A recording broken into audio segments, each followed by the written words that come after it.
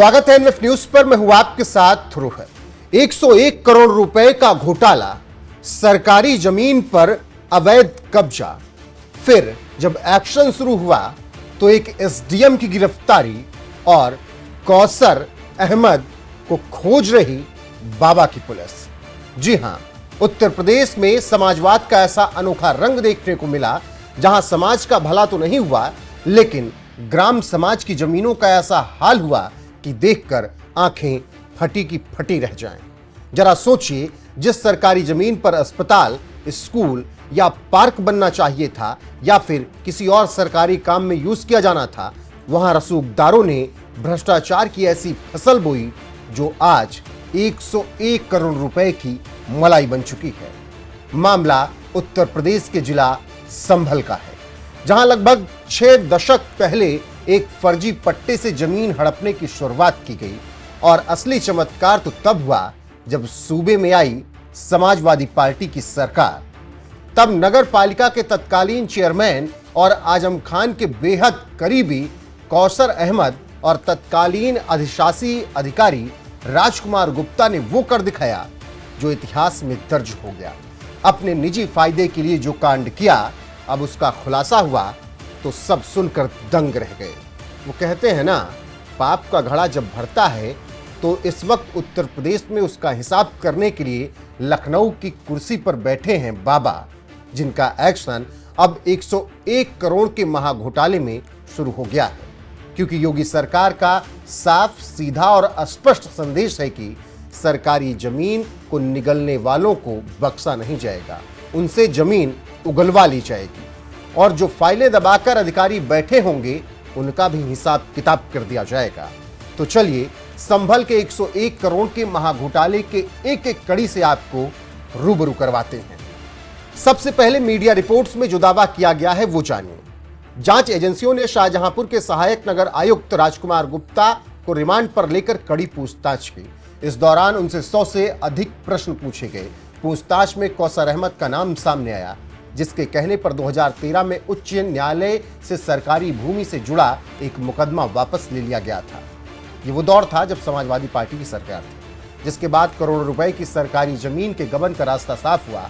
Police अब इस मामले के मुख्य आरोपी कौसर अहमद की तलाश कर रही है। तो संभल के 101 करोड़ रुपए के जमीन घोटाले में कौसर अहमद मुख्य कड़ी है, जिसने ये कांड 2013 में किया, जब उत्तर प्रदेश की सत्ता में अखिलेश यादव को आए 1 साल हो गए और इलाहाबाद हाईकोर्ट से याचिका वापस ली गई।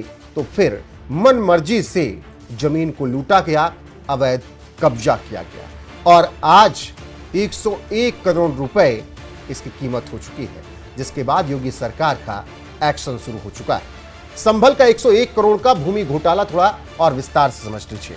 यह पूरा मामला संभल मुरादाबाद मार्ग पर स्थित तख्त गोसाई गांव का है, जहां ग्राम समाज की करीब 38 बीघा सरकारी जमीन को जाली कागजातों के जरिए हड़प लिया गया। इस जालसाजी की नींव साल 1967 में पड़ी, जब तत्कालीन नगर पालिका अध्यक्ष चिरंजी लाल, जो कि अब दिवंगत हो चुके हैं, नियमों को ताक पर रखकर उन्होंने सईदुल रहमान के नाम पर इस जमीन का एक फर्जी पट्टा आवंटित कर दिया था। साल 2008 में तत्कालीन उप संचालक चकबंदी खेम सिंह खड़क के एक आदेश का लाभ उठाकर इस फर्जी पट्टे के जरिए जमीन का नामांतरण निजी भूमि माफियाओं के नाम दर्ज करा दिया गया था।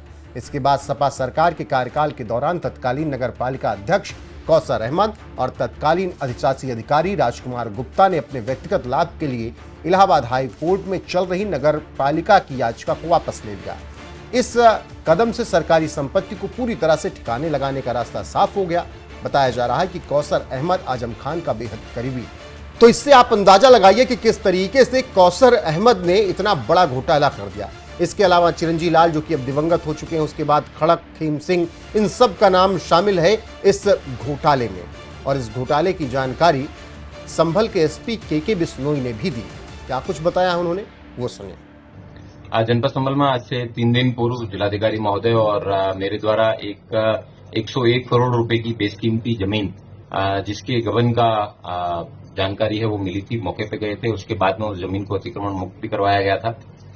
उस जमीन पे जब आगे कागजात खंगाले गए तो लेखपाल के द्वारा एक तहरीर थाना कोतवाली को प्राप्त हुई, जिसके अंदर तत्कालीन उप संचालक चकबंदी और जो तत्कालीन ईओ नगर पालिका परिषद संभल राजकुमार गुप्ता, इन लोगों के द्वारा अपने निजी लाभ के लिए, निजी लाभ पाने के लिए इन्होंने गबन किया है, जिसमें उप संचालक चकबंदी ने कुछ फर्जी लोगों के नाम है उसमें नामांकन दर्ज किए थे। उसके बाद में कुछ लोगों के द्वारा माननीय उच्च न्यायालय के अंदर रिट योजित की थी उस आदेश के खिलाफ, लेकिन राजकुमार गुप्ता के द्वारा उस रिट को अपने निजी लाभ प्राप्त करने के लिए वापस विड्रॉ कर लिया था। कुल 101 करोड़ रुपए की ये जमीन है। संभल के एसपी के बिश्नोई को आप सुन रहे थे। उन्होंने बताया किस तरीके से 101 करोड़ रुपए का ये जमीन घोटाला किया गया। हालांकि अब योगी सरकार में इस जमीन को मुक्त कराया गया है और घोटालेबाजों पर एक्शन लिया जा रहा है। खबरों के मुताबिक इस जमीन को जो बेचा गया था, 3 जून 2026 को डिस्ट्रिक्ट गवर्नमेंट एडवोकेट ने डिप्टी डायरेक्टर चकबंदी ओम प्रकाश अंगोर के सामने रिवीजन पिटीशन दी। उन्होंने पिछला ऑर्डर कैंसिल कर दिया और 27 जून को एडमिनिस्ट्रेशन ने ग्राम सभा को कब्जा दे दिया। 29 जून को 32 लोगों के खिलाफ एफआईआर दर्ज की गई। पुलिस के मुताबिक रविवार को कौसर अहमद शहर में न होने की वजह से नहीं मिल पाया, उसे भी जल्दी गिरफ्तार करके पूछताछ की जाएगी। फिलहाल ये खबरें निकलकर सामने आ रही हैं। यानी योगी सरकार में 101 करोड़ रुपए की जमीन को मुक्त कराया गया है और लगातार गिरफ्तारियां की जा रही हैं। इस पूरे मामले में तत्कालीन एसडीएम जो रहे उनको भी गिरफ्तार कर लिया गया, उनसे भी पूछताछ की जा रही है। यानी योगी सरकार में वो कोई भी नहीं बचेगा जो इस तरीके से सरकारी जमीन में घोटाला करेगा, कब्जा करवाएगा, वो चाहे एसडीएम रह चुका हो, डीएम रह चुका हो या फिर एसपी। योगी सरकार में जीरो टॉलरेंस की नीति जो चल रही है वो चलती रहेगी, जैसा सीएम योगी आदित्यनाथ कहते हैं, और ये एक बार फिर से संभल में साबित हो गया है। वहीं इस पूरे मामले पर संभल के एसपी के बिश्नोई ने और क्या कुछ जानकारी दी है, उनके बयान के साथ आपको छोड़े जाते हैं। बने रहिए हमारे साथ लगातार इस वीडियो में। बस इतना ही, बाकी देश और दुनिया की हर खबरें यहाँ पर मिलती रहेंगी। अभी के लिए बस इतना ही, नमस्कार। जनपद संभल की गुन्नौर तहसील के भौना नगला परगना आसदपुर के 71 हेक्टेयर जमीन को खुर्द-बुर्द करने के आरोपों की एक तहरीर है वहां के लेखपाल के द्वारा थाना गुन्नौर को प्राप्त हुई। उसमें पूर्व में जांच है, वो रेवेन्यू के सीनियर ऑफिसर्स हैं उनके द्वारा की गई। उस जांच रिपोर्ट के आधार पर पुलिस के द्वारा 19 जो लोग संलिप्त थे इसमें, उन सबके खिलाफ अभियोग पंजीकृत किया गया, जो 419, 20, 67, 68, 71 की धाराओं में अभियोग पंजीकृत किया गया। उसके बाद में एक कोऑर्डिनेटेड रेड में 6 लोगों को गिरफ्तार किया गया। उसमें उस समय उस जमीन को फर्जी पट्टा धारकों को देने वाले जो तत्कालीन एसडीएम हैं, जो बाद में बर्खास्त कर दिए गए थे, उनको भी पुलिस के द्वारा गिरफ्तार किया गया और उनके साथ में जितने भी लोग उसमें संलिप्त थे उन सब लोगों को गिरफ्तार करके जेल भेजा गया है। जो तत्कालीन एसडीएम बर्खास्त हुए थे उनका नाम ओमवीर सिंह है और उसके साथ में तत्कालीन प्रधान जिसने फर्जी लोगों के नाम पे पट्टे प्रस्तावित किए थे उनको, और जो चकबंदी के लेखपाल और तमाम उन सब लोगों को गिरफ्तार करके जेल भेजा गया है और अन्य लोगों की गिरफ्तारी के प्रयास किए जा रहे हैं और आगे की विधिक कार्रवाई वो सुनिश्चित की जा रही है। टोटल कितने लोगों पर एफआईआर? इसमें कुल 19 लोगों पर एफआईआर हुई है और ये कुल 71 हेक्टेयर जमीन का घोटाला है।